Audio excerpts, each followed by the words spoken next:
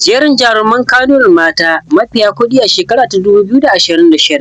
Assalamu alaikum wa rahmatullahi wa barakatuhu masu kallo. Shin kun san cewa a wannan shekara ta 2026 masana'antar Kannywood ta daina zama ta hira kawai. Wasu jarumai mata sun fita daga sahun 'yan fim sun koma sahun manyan attajiran ƙasar nan. Muna maganar gidaje a waje, motoci masu tsada da kamfanoni na biliyoyin nairori. A yau zan bayyana muku jaruman Kannywood mata guda 5 da suka girgiza kowa da asusun bankinsu. Tsaya ku ji, jaruma ta ɗaya ta kusa ninka kuɗin sauran jaruman ma. Wacce ce ita? Bari mu fara. A lamba ta 5 muna da jaruma Hadiza Gabon. Hadiza ta daɗe tana jan zarinta, amma a shekara ta 2026 dabarar kasuwancinta ta fito fili. Ba fim kaɗai take yi ba, tana da babban kamfanin kayan kwalliya da kuma tallace-tallace na manyan kamfanonin sadarwa. Hasashen dukiyarta ana kiyasin dukiyarta ta kai tsakanin miliyan 450 zuwa miliyan 600. Wannan ba ƙaramin matsayi ba ne, amma wannan ne mafi karanta a wannan jerin namu. A mataki na 4 muna da Maryam Booth. Idan kana tunanin Hadiza ta yi ƙoƙari, to baka ga abin da Maryam Booth ta yi ba. Maryam ta yi amfani da shafukanta na social media wajen gina daular kasuwancinta.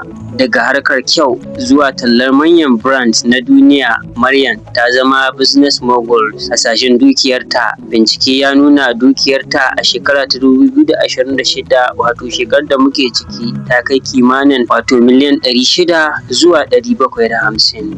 Kafin mu je ga jarumai na 3 na gaba waɗanda suka riga suka zama billionaires, shin wace jaruma ce kake ganin ta cancanci kasancewa a lamba ta 1? Rubuta mana sunanta a comment section yanzu, sannan idan baka yi subscribing ba ka danna yanzu domin ka rinka samun irin wannan rahotanni a kullum.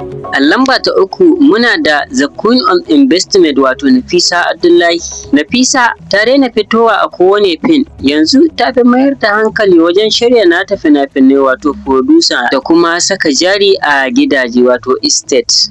Hasashen dukiyarta an kiyasta asusun Nafisa ya tashi daga miliyoyi ya koma tsakanin miliyan 700 zuwa miliyan 900. Tana gab da shiga sahun masu biliyan. Lamba ta 2 tana da ban mamaki. Fati Washa ta daɗe tana shiru, amma ashe kuɗi take tarawa. A shekara ta 2026 Fati ita ce jarumar da aka biya kuɗi mafi tsada kafin ta fito a fim ɗaya. Bugu da ƙari tana da jarin da ba a bayyana wa duniya ba a harkar kasuwanci mai da gas. Hasashen dukiyarta, masana sun bayyana cewa dukiyarta ta kai tsakanin miliyan 900 har zuwa biliyan 1.1. Haka ne Fati Washa ta zama billionaires a shekara ta 2026. A ƙarshe lamba ta 1 wadda babu kamarta a yanzu ita ce Rahama Sadau. Rahama ta wuce gaban Kannywood kawai. Yarjejeniyar da ta yi da manyan kamfanonin fina-finai na duniya International Dance da kuma fitowa a fina-finan Nollywood na dalar Amurka ya sa ta zama tauraruwar da ta fi kowa arziki a masana'antar baki ɗaya. Hasashen dukiyarta ana kiyasin dukiyar Rahama Sadau a shekarar ta 2026 ta kai tsakanin biliyan 1.2 zuwa biliyan 1.5.